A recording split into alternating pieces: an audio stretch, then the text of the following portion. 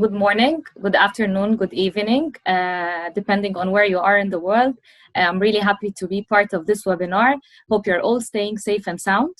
Today I'll be talking about work-life balance as a concept. Please have a quick look on the table of contents. At first, I'm going to discuss the history of work-life balance.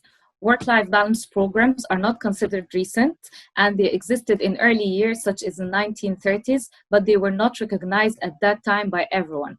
But one of the most important companies that recognized the importance of work-life balance and supported them was WK Kellogg Company, that created some flexible work hour shifts for their employees to replace the daily traditional working hours. Of course, implementing those flexible hour arrangements increased the efficiency among employees and morale as well. After that, in 1977, the first book that talked about the concept of work-life balance was released by Rosa Bith.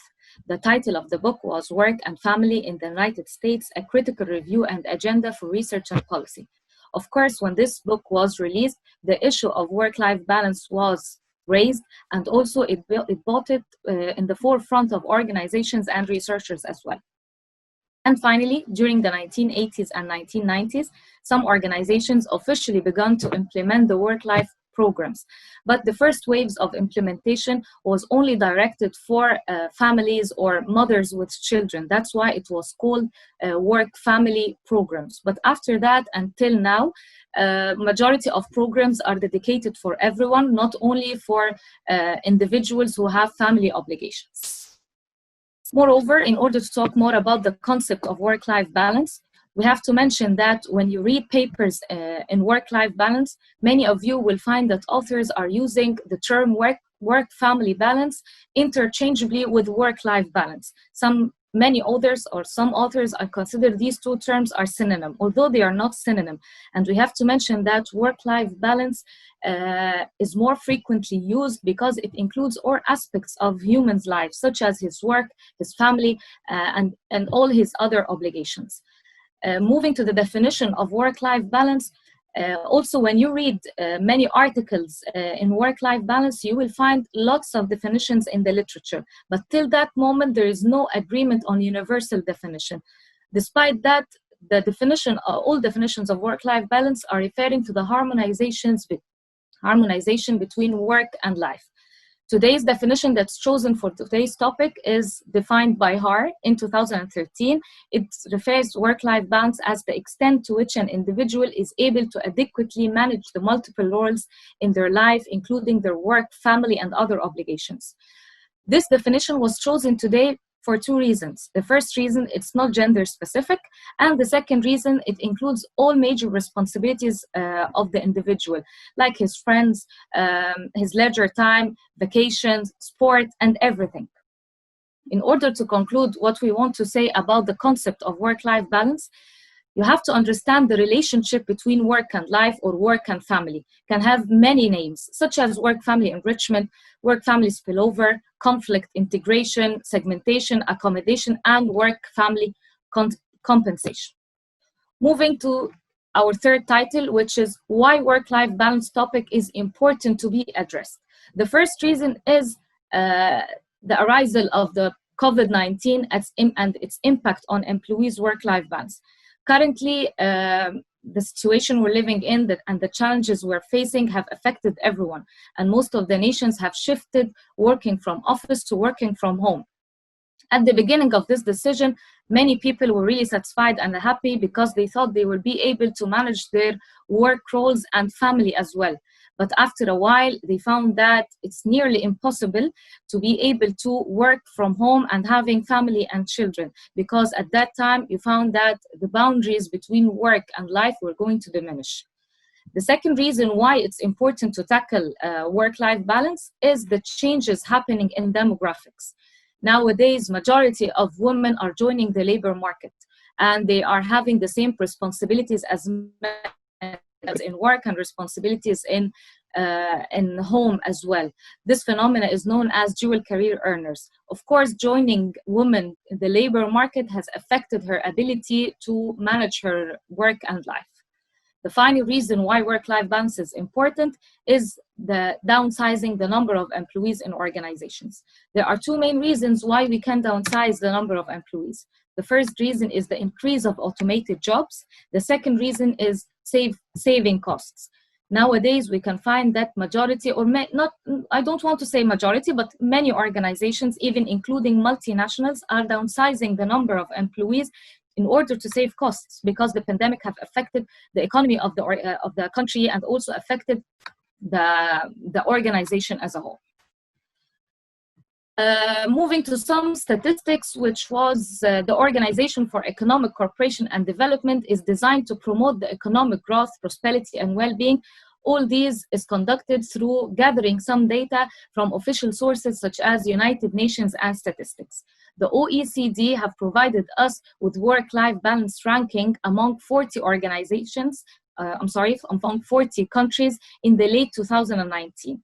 We found that Netherlands has the highest and the best work-life balance among its employees, while Colombia has the worst and the least work-life balance.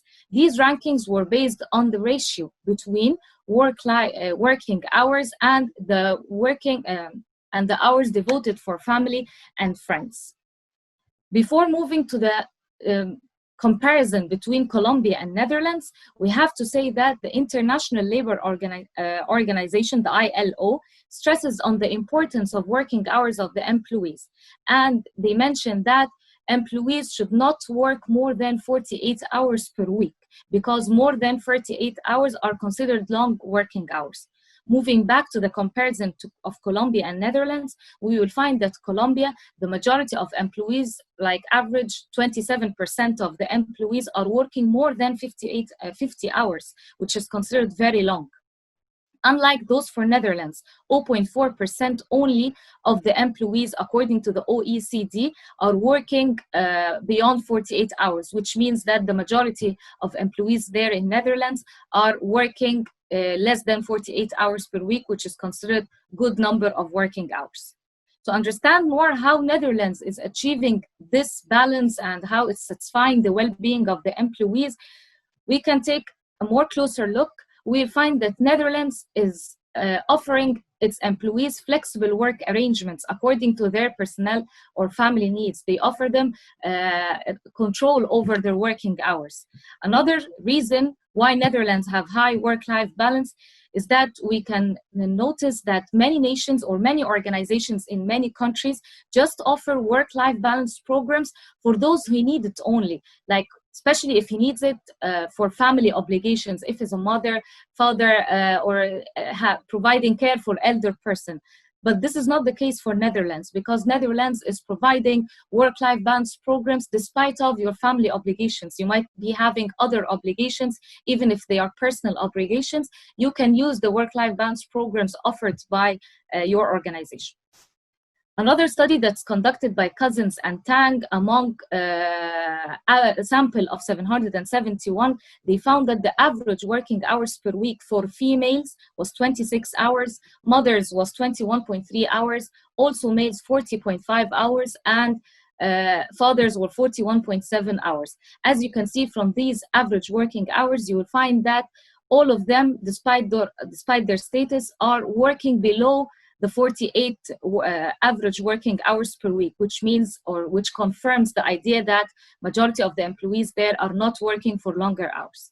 And finally, for Netherlands, Netherlands is promoting the idea of part-time work. And because of this, majority of females there in 2001 has reached 71% are working as part-timers. Of course, this maintained their well-being and their work-life balance issue.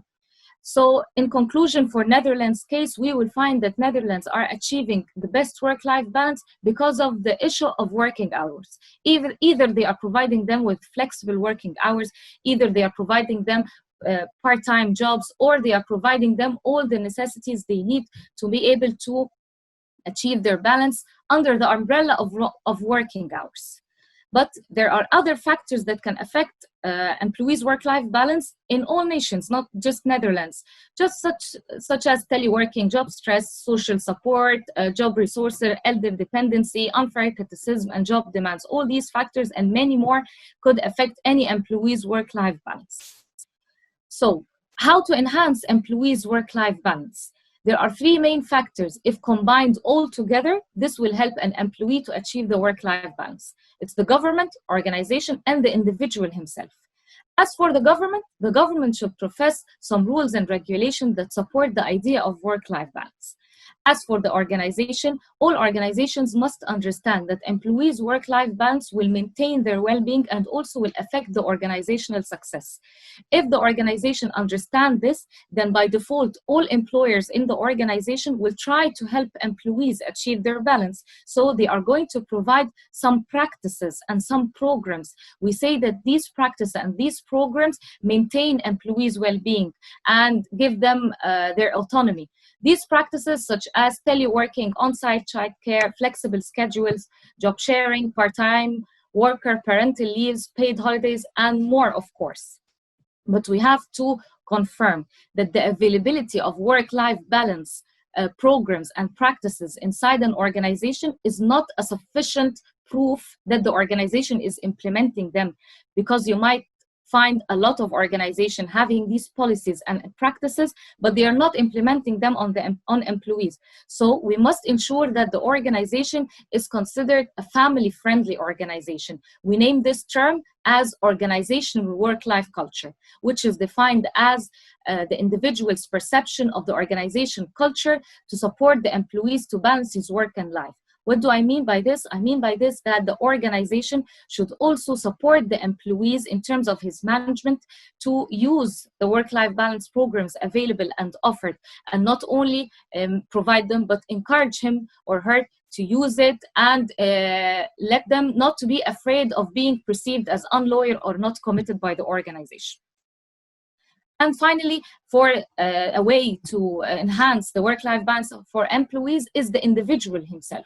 The individual should understand that work-life balance has three components: time balance, involvement balance, and satisfaction balance. As for the first component, the individual should understand that he should be able to balance between his time, between his family, and between his work as well. The second component is the involvement balance. The individual should understand the idea of balancing between being involved in aspects related to work and in aspects related to life as well.